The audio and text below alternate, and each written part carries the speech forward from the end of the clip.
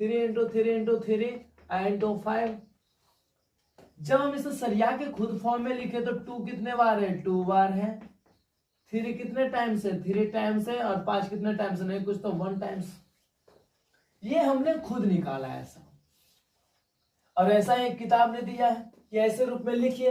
तो हम क्या करेंगे कि 540 को हम क्या लिख सकते हैं, 2 पे पावर 2 और 3 पे पावर 3 इंटू 5 पे पावर 1 इज इक्वल टू 2 पे पावर, बुक दिया 2 पे पावर x, 3 पे पावर y और 5 पे पावर z। देखिए समझने के लिए थोड़ा सा माइंड है लगाना है। इससे 540 को इसने ऐसे रूप में लिखा, तो हमने जाके 540 को प्राइम फैक्टर तो किया, अरे अभाज्य गुणनखंड तोड़ा। जब हमने अभाज्य गुणनखंड तोड़ा तो हमने देखा 2 2 बार आया, तो हमने लिखा 2 को 2 बार।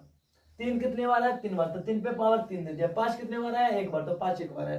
हमने भी अपना फॉर्मेट इसके रूप में किया, क्योंकि इसके रूप में करेंगे तभी तो हम कंपेरिजन कर पाएंगे, कंपेरिजन कर पाएंगे तो मान निकाल पाएंगे हम। तो हमने क्या देखा कि दोनों 540 का एक प्राइम फैक्टर है, यानी अभाज्य गुणनखंड। तो हमने देखा यहाँ 2 है, यहाँ भी 2 है, तो यहाँ तो नीचे वाला तो दोनों बराबर है, या फिर इसका मतलब हुआ कि यहाँ x अगर बराबर होना होता है इसको 540 के बराबर, तो यहाँ पे 2 कितने बार होना चाहिए था, 2 बार, और x का जगह क्या होना चाहिए था, 2।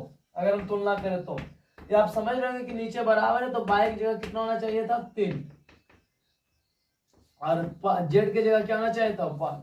अब आपका क्वेश्चन क्या कह रहा है, अब यह इसको डिलीट करते हैं, जो मान आना था निकल गया है ना। तो x का मान आ गया 2 और y का मान आ गया 3 और z का मान आ गया आपका 1। अब यहां तक निकालने के बाद आपका कंडीशन जो है आप सेटिस्फाइड कीजिए, x प्लस y, तो 2 प्लस 3, x का मान 2 है, y का मान 3 है, माइनस z, तो माइनस कितना है, 1।